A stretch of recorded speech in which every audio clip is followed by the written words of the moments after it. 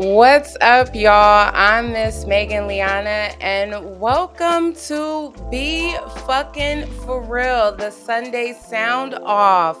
Be Fck'n For Real is the home of unfiltered truth and unapologetic takes, and it has been a fucking week. This week has been fucking crazy. So, first and foremost, I really have to go into just honoring Ananda Lewis. She passed away this week from her battle with breast cancer. Ananda Lewis was the VJ back in the day, okay? She was on BET Teen Summit, and then she went to MTV, and eventually she had her own talk show. I followed her career. I loved Ananda Lewis. She was one of the first Black women in media that I saw.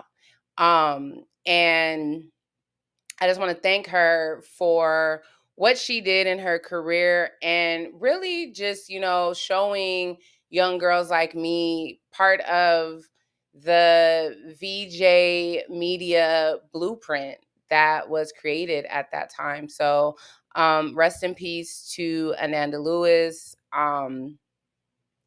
She was that girl in the 90s. And I wish her and her family, her son, peace and love with just this loss that they're going through. So I had to start my show with just thanking one of my idols. Last week was the BET Awards or EBT Awards, and I'm gonna be real. I haven't watched BET or the BET Awards in forever. I think I watched it last year, but usually I gotta really be bored to watch it. So needless to say, no, I did not watch it, but I did catch a lot of, some of the updates and Wale. So one thing that happened was Wale ran into the streamer Cenat, and they had an I don't even think it was that bad, but here's what had happened between them. What up, Rusky? You good? What you playing on your Nintendo Switch? Smash. Smash Bros? I'll beat you. Alright, gang. Chad, does anybody have the Nintendo Switch? You're not even a Nintendo Switch type of nigga. Nah, me neither. I ain't gonna lie. But I heard it was like crazy though.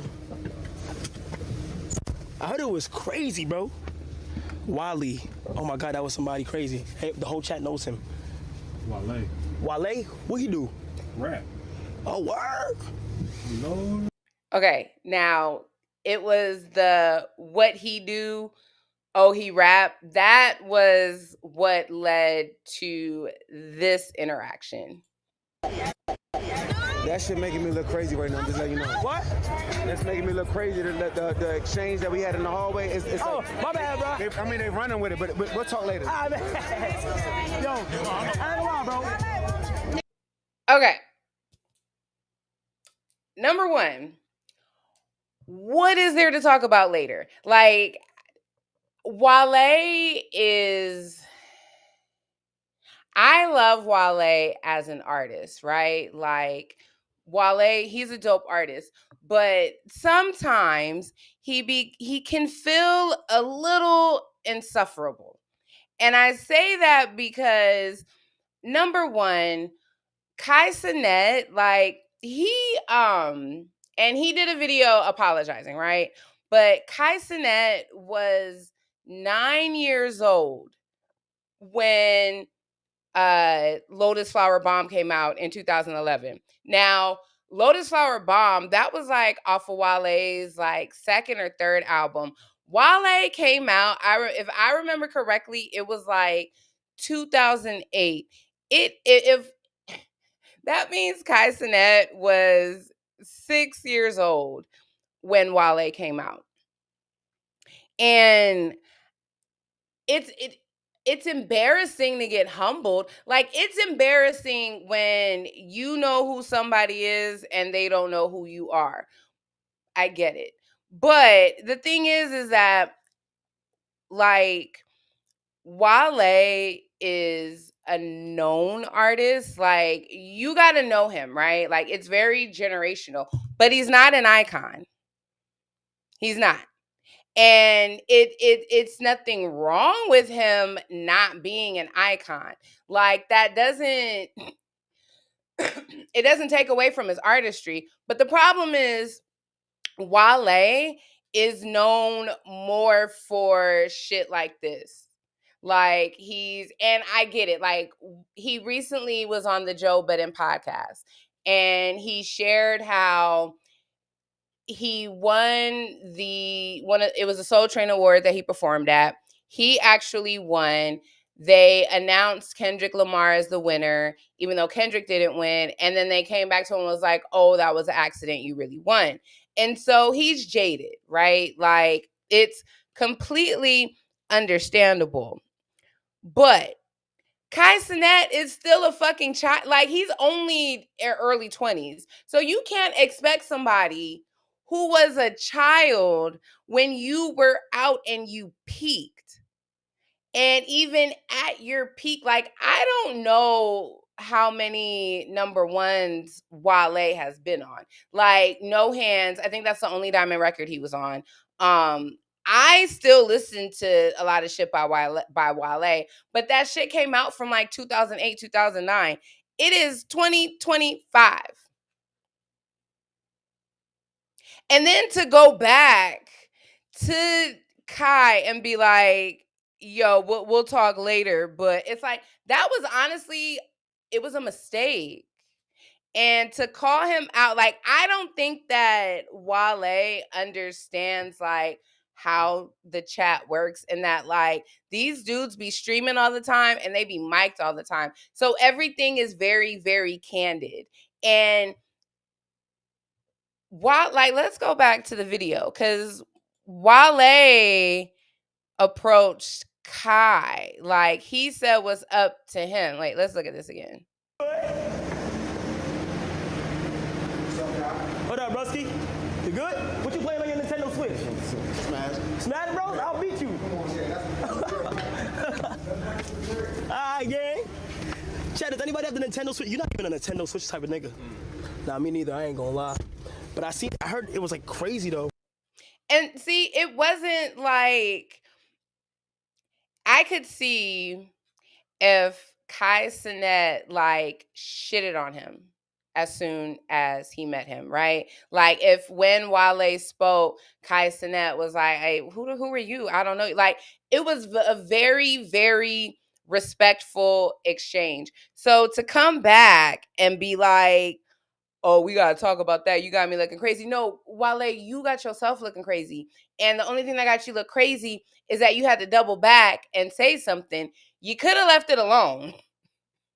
Wale, you should have left it alone, because now something that was like a one-off thing, everybody is talking about. And it's talking about how you made yourself look crazy because you just had to go back and say something. So, yeah, that was, and that's the thing that goes into when everybody be talking about, like, old folks that just be like talking mess, they don't know what's going on, blah, blah, blah, blah, blah, blah.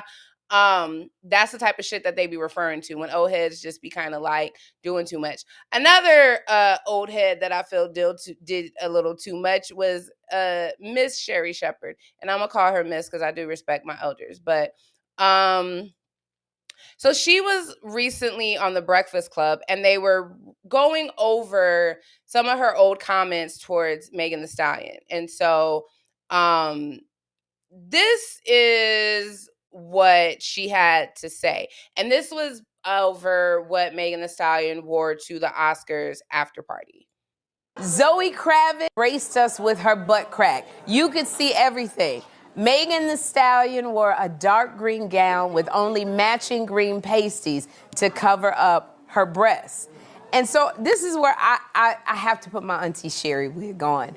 And I say this with all of the love that I have. Ladies, this is not it. Ain't no love in that. And I say this because there are young women, young girls who are looking up to all of you. You're gonna have these young girls, these young ladies emulating you.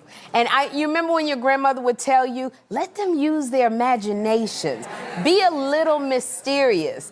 But when they look at these Hold on. That's why people got grandmas and mamas to tell them that, but I'm gonna let her finish. girls, they don't have any secrets. Nobody gets to use imagination or their mind.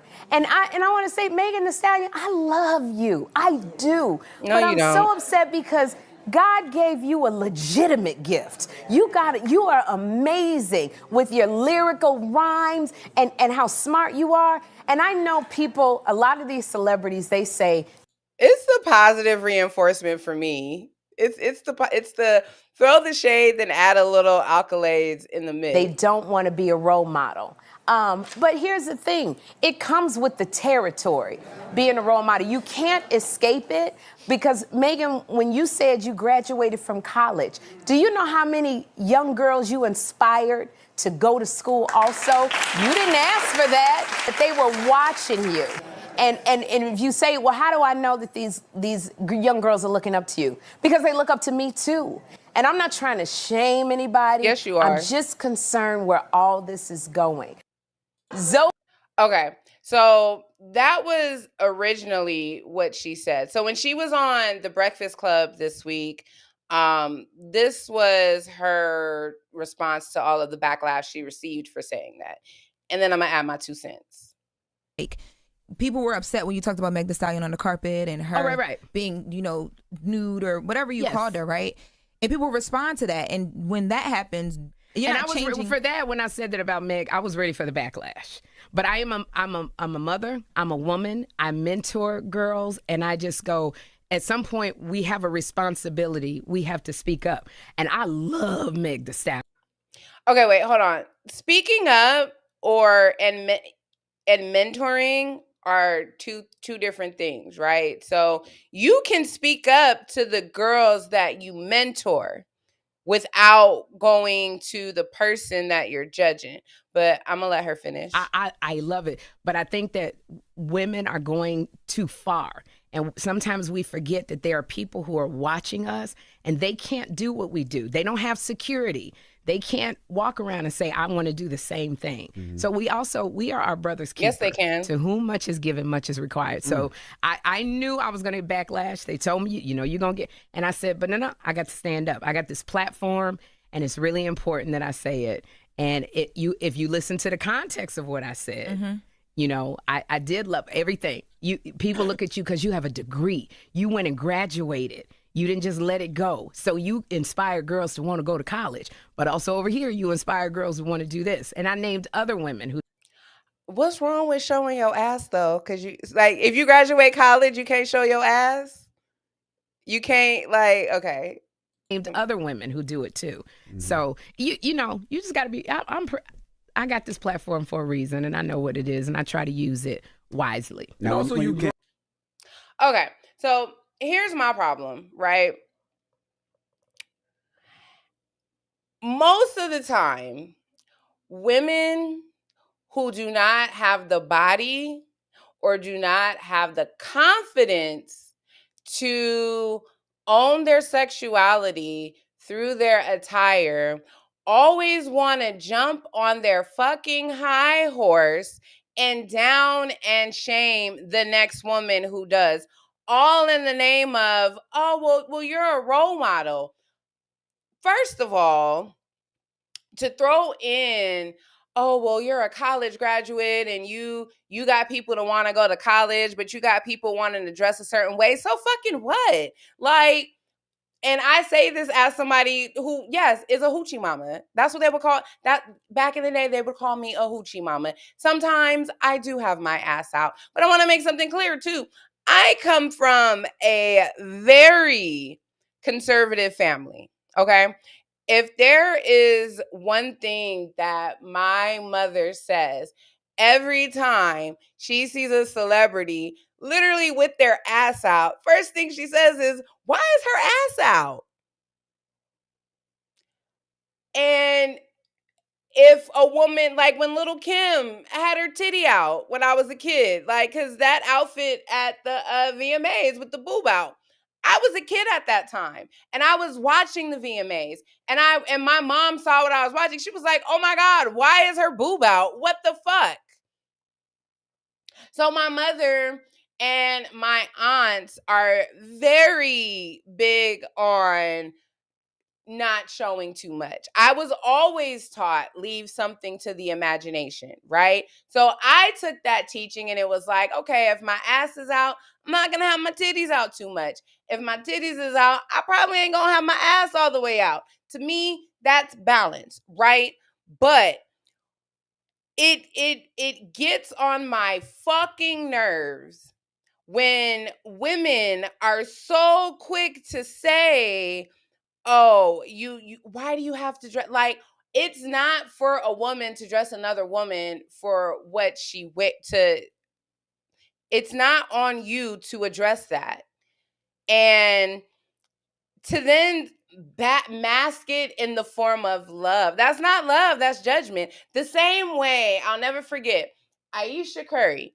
Ayesha Curry used to always talk about the video, the bad bitch type, right? Like Ayesha Curry would talk down and be like, well, I don't have to dress like that. I don't have to. Soon as she lost weight, soon as she got skinny to comfortably wear the same shit of the women that she was talking about, oh baby, them outfits changed. Them outfits got a little more revealing. And it's always a woman that cannot wear that same thing. And they mask it, and I'm just trying to look out. And then another thing is that she said that really got on my nerves was when she said, oh, well, you know, the next girl doesn't have security to wear that. So what you're saying is a woman dressed a certain way deserves to be attacked because of what she's wearing? Like, in so many words, that was what she said. And it doesn't, it's like, I don't understand what women get out of shaming the next woman who is in touch with her own sexuality and her body and her confidence. What difference does it make if, like, the responsibility of role models versus parenting? Like, I think people put too much emphasis on role models, right? Like, and what they're supposed to do and how you're supposed to emulate that. Like, I grew up, like I said, I started the show. I said Ananda Lewis was one of my role models growing up. She showed me what a Black woman in media could do. So did Wendy Williams. And maybe I'm biased because I don't like how Sherri Shepherd took over Wendy Williams' show. That shit was messy. The way that Wendy Williams was pushed out of her show and that time slot from the producers was given to Sherri Shepherd, like, Sherri, you are not a girl's girl. And going on your show to say, well, you know, if we're role models, we have to dress a certain way. No, you don't. It is not like a role model does not replace the role of a parent. A role model does not replace the role of a mother, of a grandmother, of an auntie. Like, if that's what your family teaches you, wonderful. Everybody, but also everybody doesn't have that same upbringing. So if everybody doesn't have that same upbringing of, oh, leave something to the imagination, or, oh, you need to, you know, not wear this or do this, it's not on you to judge them as a young adult and tell them that. That's not your lesson to bear because you have the platform when really you're just judging. And I get so, and I think I probably get so defensive because, like, I've dealt with this on my own in my own situations. And I guarantee if Sherri Shepherd had Megan Thee Stallion's body at Megan Thee Stallion's age, she would definitely go out with a titty. She would definitely have a titty popped out at least once, or at least her ass. And we gotta really stop giving people the round of applause for standing on a soapbox of judgment towards other women. It comes a point where it's like, do you really give a fuck? Or is this just, again, like, it gives off more that it's self-fulfilling than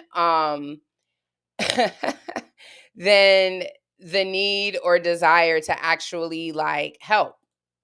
It's not giving what need to be gave, okay? It's giving old and mad. And that's just that.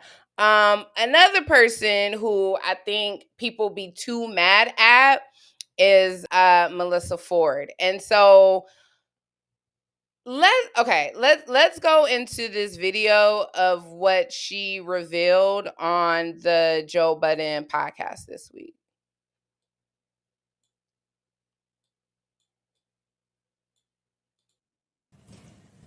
To see how many men were like triggered by this kind of thing, you know, but the reality and how vicious they got with it. It's fine if you don't agree with my opinion. That's cool. I don't care. Yes, I am going to stand on her side. I'm going to, because I feel like I have an idea as to what she's going through. And that's where people started to attack me. Mel has no kids, so she should shut the fuck up. Okay. That's how we got here. I got exactly. It. Okay. That's what I'm trying to understand. To me, that's trash. It's super trash, because you all don't know me. You don't know anything about my life. You don't know anything about my choices. You don't know anything about what I've gone through. So I'll just reveal a little something about myself. I was pregnant at one point, and I lost it at 6 months.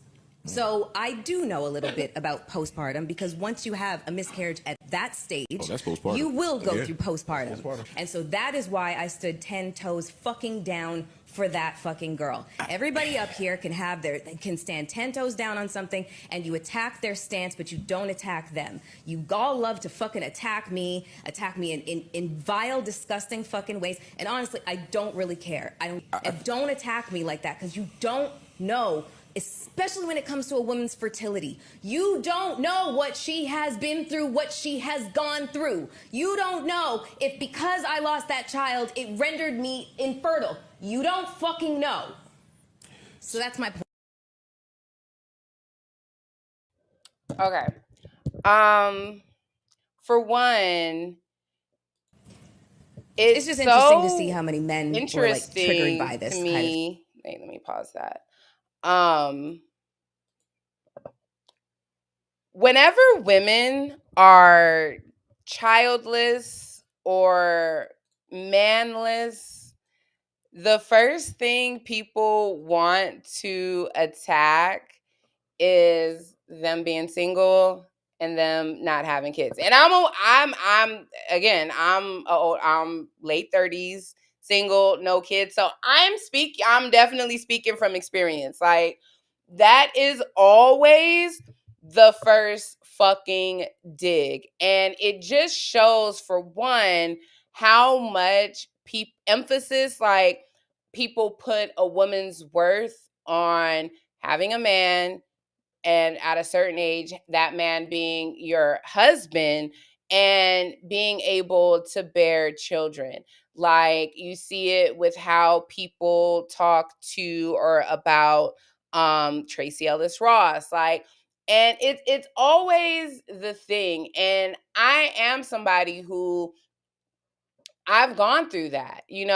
I've gone through having a miscarriage, and people not knowing you went through that, but talking shit about you for not having a child. And it's like, no one knows how triggering that is. You know what I mean? And it kills me, because it's like, why is that the first thing that people go to? But it's kind of like that low hanging fruit. Like, first of all, Melyssa Ford was that bitch and is that bitch. She is pushing 50. I don't know exactly what part of 50 or what age she is in her 40s, but I know, like, she's perimenopause. So, she's her new show Hot and Bothered is about that, I think. But body's still banging, face still beautiful, like, excuse me. And I don't think her being on the Joe Budden podcast, like, does her any good service, because Melyssa Ford really has a story of fucking resilience. Like, number one, I remember, so she used to be on this, she was on this reality show, Hills and something, and I forget, but it was when she was like a real estate broker. And when she was on that show, I never forget, her face got cracked by a cast member who hit her with a fucking liquor bottle, cracked her face with a liquor bottle. Okay. And I remember that, and I was like, how did they just let this woman get attacked? Like, it doesn't make, I was shocked that they actually, shout out to you, she said agreed. I don't understand how they let her just get attacked like that for that show. And I actually never watched that episode, because I was a fan of the show, and there were so many underlying issues of jealousy and just really hating on her. Like, that was like the first instance where I was like, damn, blood, sweat, and heels. Thank you, Tia. Blood, sweat, and heels. That's what that shit was called. Thank you. And so that was the first where I was like, damn, they be doing her kind of dirty. Then I will never forget when Melyssa Ford almost lost her life getting in a big rig accident. Okay? Like, the accident was so bad that people were saying Jason Lee tried to fucking sacrifice her for, like, she was his Illuminati sacrifice. That's how bad that accident was. She had to learn how to walk all over again, I think. Like, damn near paralyzed. It was a horrible accident.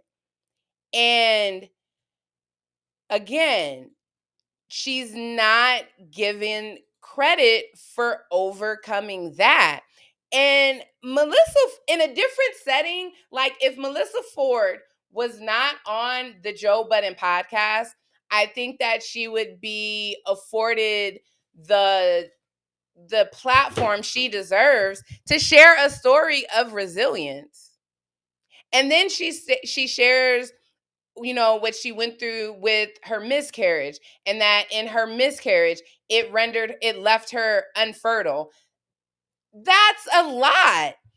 And even when she was trying to tell her story, for when she's telling her story around all these fucking men who wouldn't even let her get her shit off, who kept interrupting her.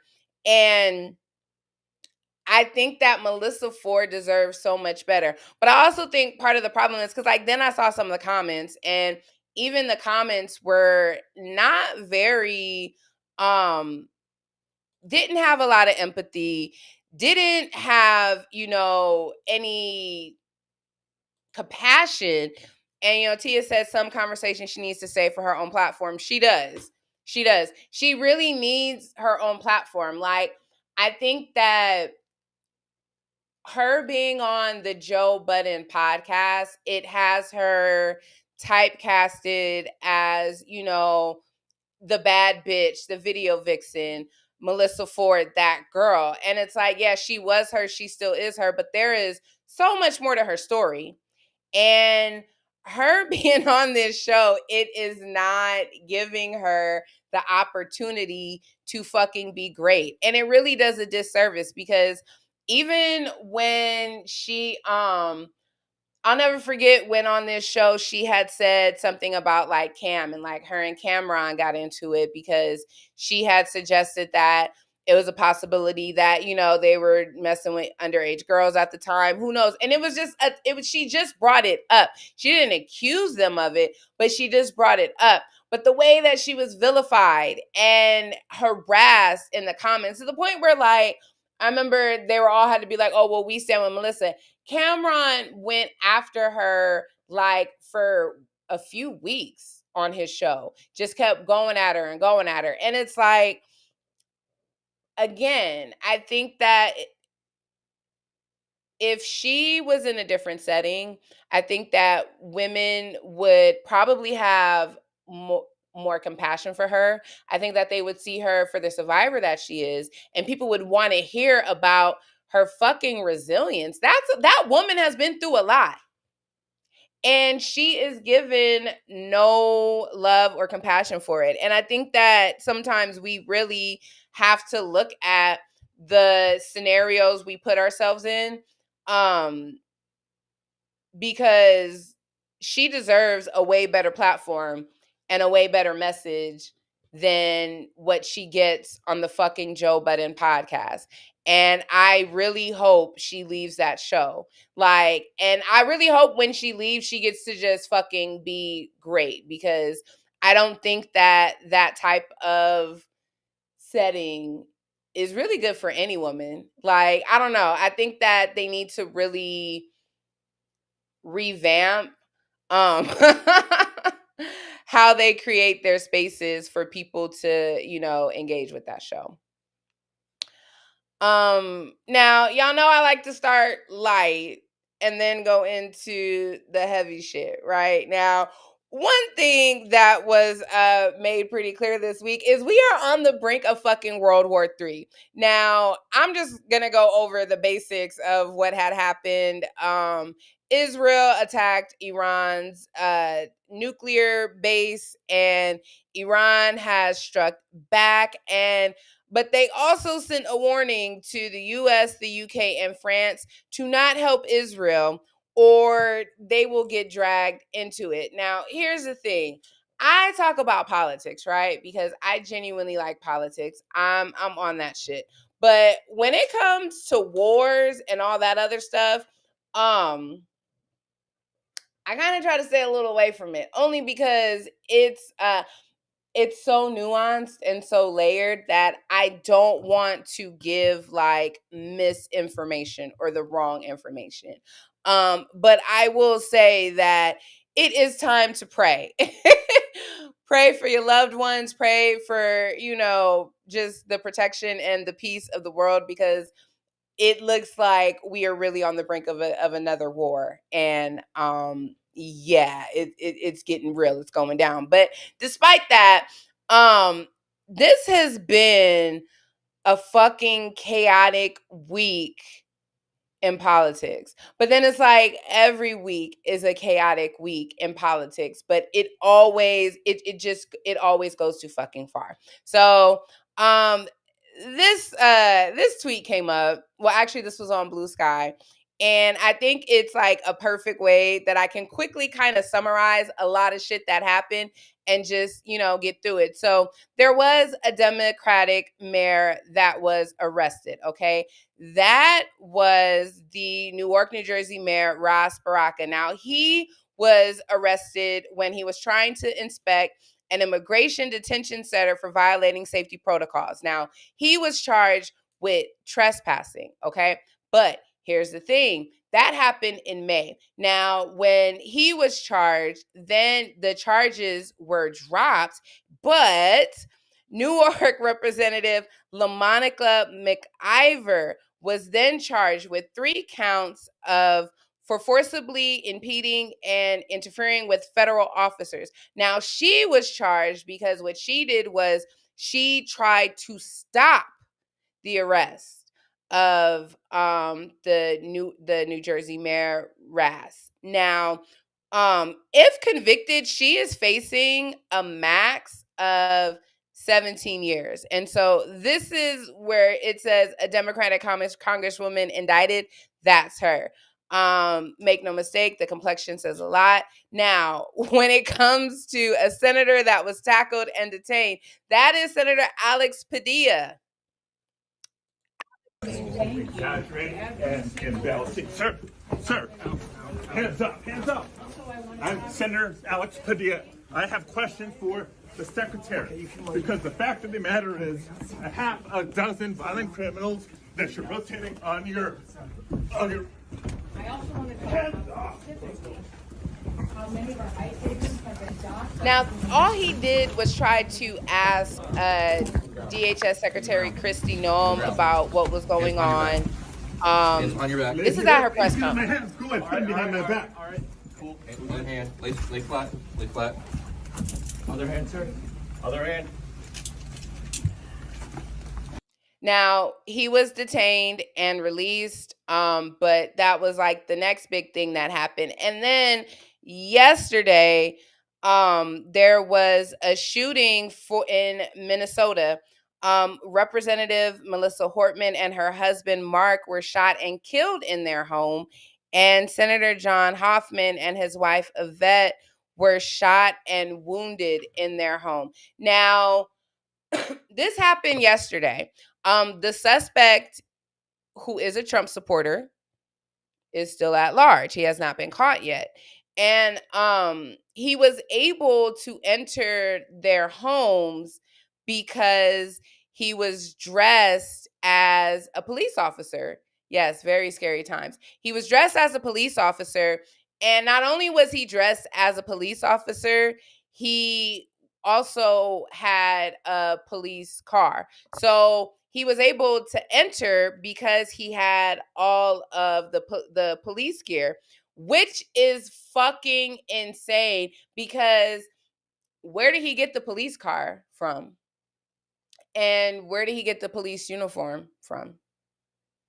Like, that's something that is like really going over a lot of people's heads. And it's like, how did he get that?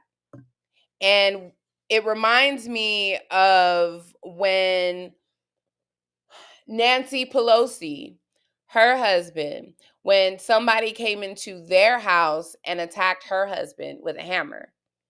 And there's only one group of people that does this shit. And it's like,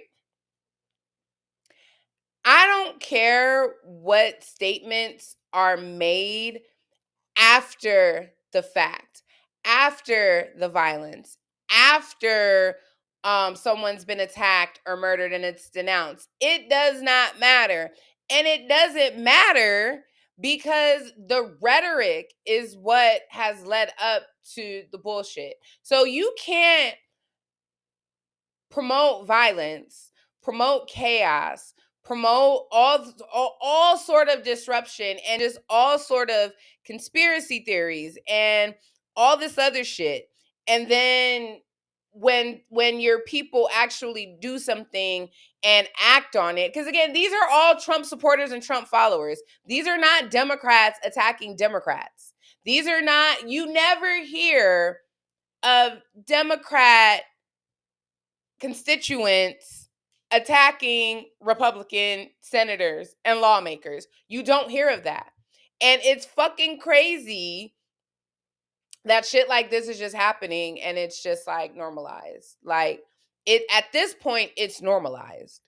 When all of those January 6th insurrectionists were released, that's when this shit became more normalized than it should have been.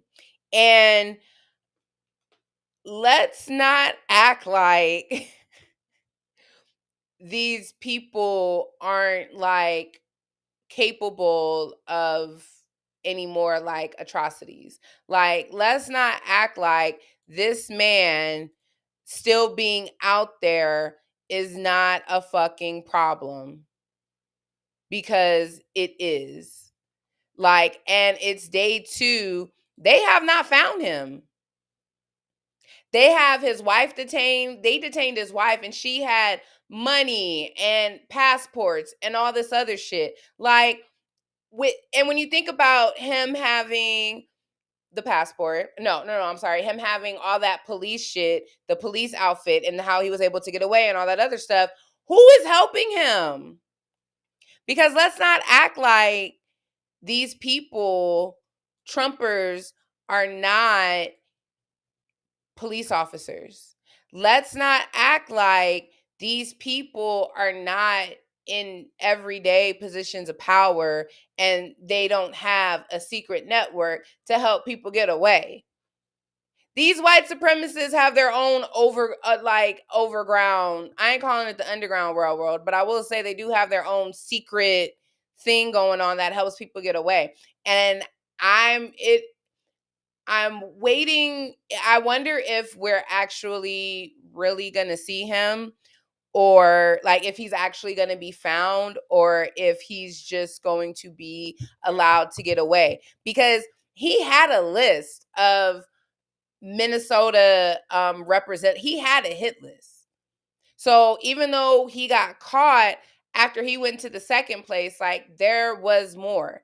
And so the scary thing is how many more people are out there that are like him. That's the scary thing.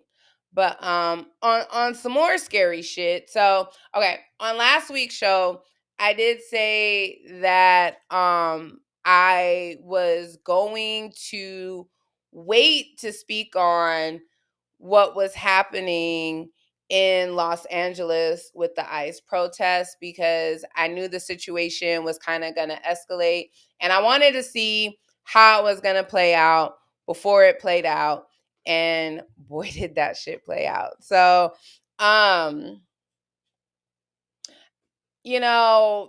there's a song that came to mind this week that I just want to play.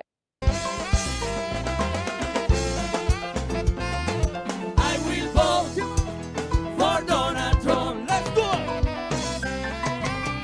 Latino for Trump. I will vote for Donald Trump. Bueno, señoras y señores. That's a banger, right? And this is not a laughing matter. That song is funny, but so I did a video called "What Makes a Sellout," and you should go back and watch it. It's great. And one thing that I talked about was I built boat. Hey, it's a banger. But for real though, right? Because here's the thing. There was a large population, a large amount of Latinos that voted for Trump, right? And so a lot of them did that because they did not think that what was going to happen would impact them. They didn't think it was going to impact them, and they didn't think it was going to impact their families. And now they're saying that it is. And what is happening is fucking disgusting. Like when I say, like, I want to make it very clear that In no way do I think what is happening is funny. I think what is happening is sad. People are getting kidnapped and sent basically to concentration camps masked as fucking detention centers. And Donald Trump ran his campaign on, we're going to deport the bads, the criminals, the this and the that. But make no mistake, Donald Trump and his Department of Defense, Pam Bondi, they cut a deal with El Chapo and El Chapo's family. So El Chapo's son and family, they got asylum in the United States because they snitched on the other cartels. And if you look it up right now, you will see. In fact, hold on. I'm going to pull that up. El Chapo son in U.S.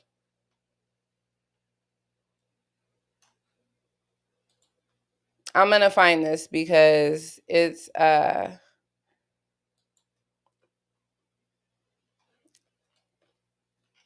and hold on.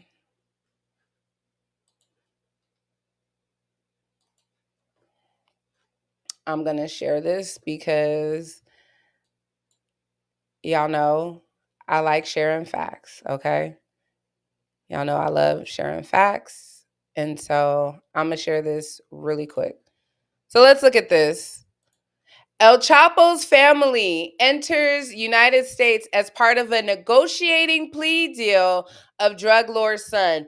17 relatives were extradited and they're allowed to stay. And this is May 2025. Like, that happened this year.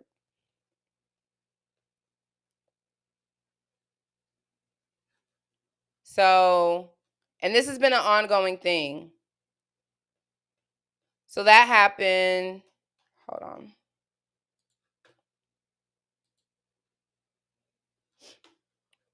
So when they said like, they're bringing the they're only doing the bad ones. Now that story was from May 13th to 2025.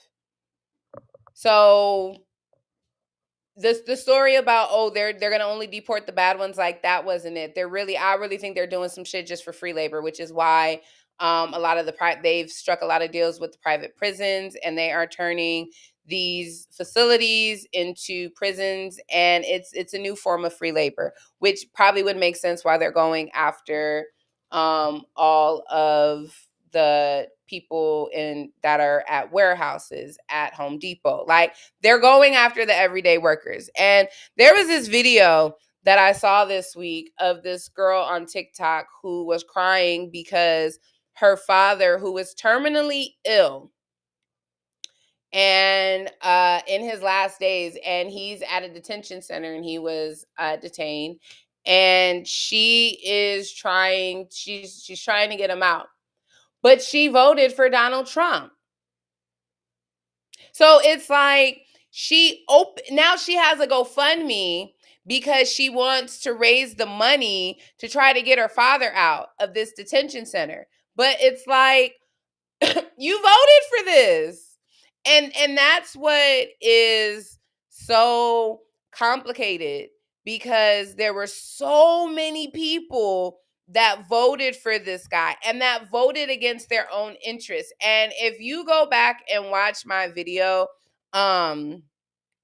where I said that a lot of the Latinos for Trump sold out their own people, it's because of this. And I said in that video, when you and your families when your family is getting deported, the only person to blame is you for your vote. Votes have consequences. And that's just the first part of the cause of this, right? But now we need to look into like what happened in Los Angeles this week. Cause like, okay, that's the cause. That's like the nuance of these ICE protests. But Donald Trump federalized 4,000 California National Guard troops and 700 Marines under Title X. And that was all in the name of protecting federal property, right? That's against the Constitution.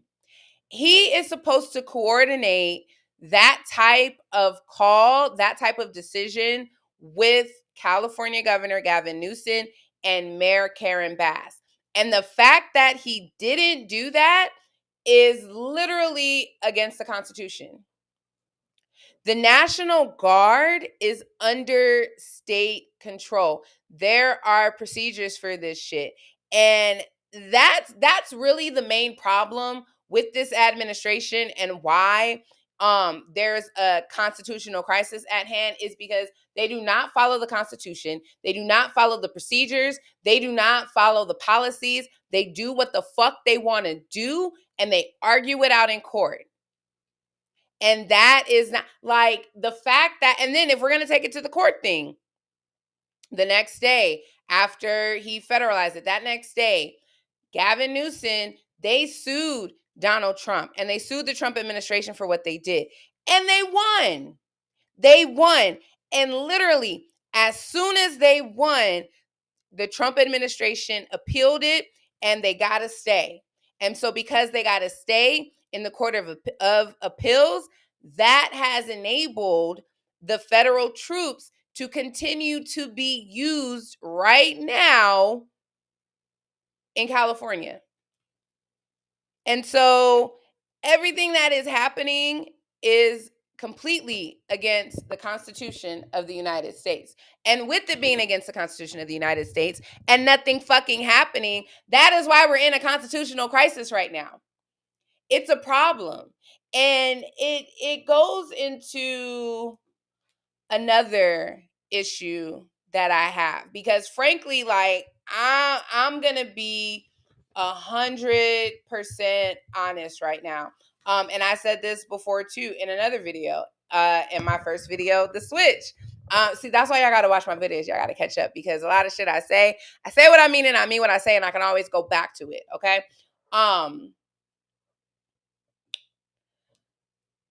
The issue is people are protesting just to protest.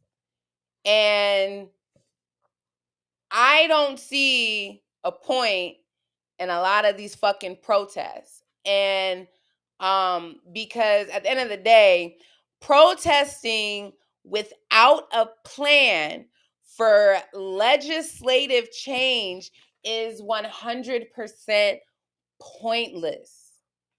If the goal is not a plan of action that is going to lead to legislation to change laws within the state constitution and within the fucking Constitution of the United States, none of this fucking matters. What are you marching for? And I say all that because there was this No Kings protest, right? And you know, it's so interesting to me because if you okay, y'all know I do numbers, right? I'm an accountant, I'm a numbers person, okay? The math I always have to make the math, right? In any capacity. And so the No Kings protest, like it was a big deal. It seemed to be a huge success across the United States. Roughly about 5 million people hit these protests. But this is where the math ain't mathin', okay? So let's go back. Now, my whole thing is this. Number one, Donald Trump is not a king. He is an elected official. That's it. He's elected. He's a fucking elected president, right? But let's look back at the election statistics, okay? So Donald Trump won by only 2.3 million votes, okay? 3.3 million people voted third party. 5 million people are said to have showed up to this fucking protest around the country. And my issue is that where were these people? I need to know who these people were, how these people voted. And I really want to know, because most of the states that are in this picture, like that are in this slideshow, I particularly picked them because a lot of those states he won. He won those states. And is it possible that the election, I do believe the election was rigged on some levels. And next week we're going to go into what happened and the current case in this county that is challenging the election results. But he's not a king. He's an elected official. Like, people voted for him. And all of this could literally change with 5 fucking representatives. If 5 senators and 5 legislators went against him and the Republican Party and voted against his every whim, we would not be in the situation we're in now. There is a Republican majority. There is a Republican majority in the House. There is a Republican majority in the Senate. And we have Donald Trump, who is a Republican president. These were all people that were voted in. And the fact that everybody it's crazy to me, because all of this, everything he's doing was said it was going to be done. Project 2025, that shit was laid out. Like, everything that was said in Project 2025 that people warned about is literally happening now. So people were very aware of Project 2025. Enacting the alien enemies out to act to deport people. He said on the campaign trail he was going to do that. Nothing that is happening was not campaigned on. When it came to the people who chose, to vote down the party lines, like, everybody knew what they were voting for. And so when people are protesting and saying, oh, like, this isn't a place of kings and dictators, it's not. This can all be changed like that. Very fast. Very, very fast. But no, everybody wants to get, and like, this is the type of, this shit right here to me is more, is performative, because, excuse me, 5 million people were out protesting. What is next? After this protest, what happens? What happens with the policy? What happens with the legislators that allow all this shit to happen? Are we just going to keep protesting until midterm elections? Like, what is the plan for legislative change? Do we just have to wait this shit out and just wait for the senators? And like, people are dying, literally. Democratic lawmakers are being killed. We have Democratic senators that are being indicted and detained. We're in utter chaos. And all it takes, even when it comes to his Senate picks, like when it comes to what the fuck, a Pete Hegseth and Kash Patel, like, all of these people were approved by the Senate. Like, all of this could be stopped if not even 5, if 2 senators just went against the Republican Party. If 2 to 3 fucking representatives just got some balls, got a spine and went against and stood up for this bullshit, none of this would be going on. And when I see a fucking protest where they say no king, we don't have a king.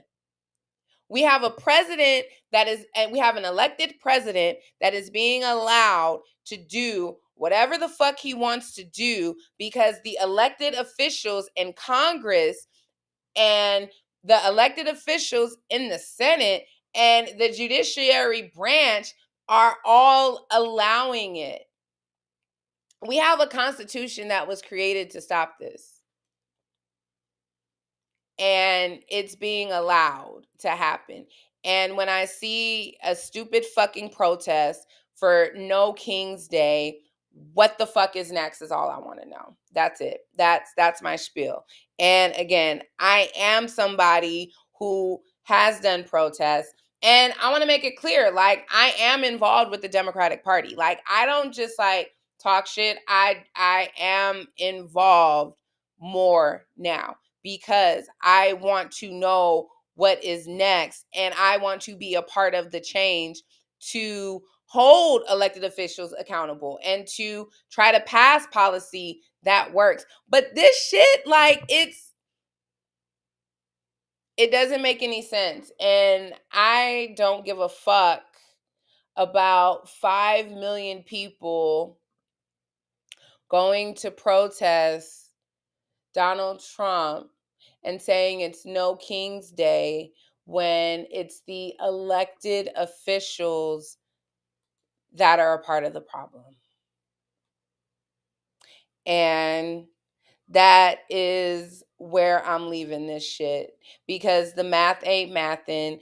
And until we really reach a point of getting out of the performative delusion, I am so tired of the optics.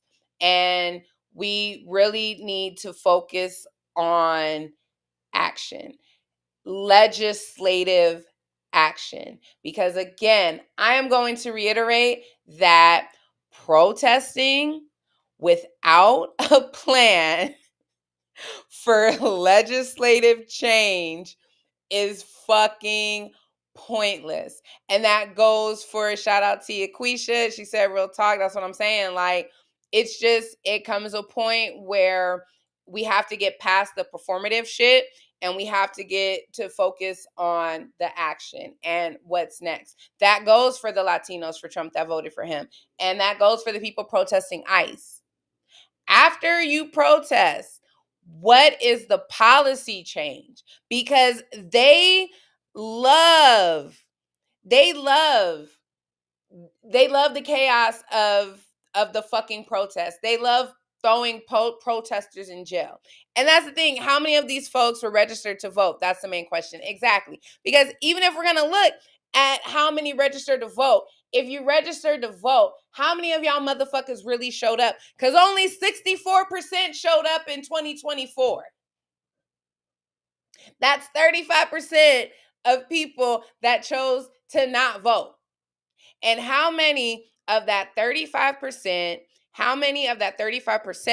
of that 3.3 million that voted third party, how many of the 2.3 million that actually voted for Trump had their asses a part of the 5 million people that were marching yesterday saying we don't have a king? And on that note, that is where I am ending our Sunday sound off. I am Miss Megan Liana. Thank you for tuning in to Be Fck'n For Real. I'm going to see y'all next week at Be Fck'n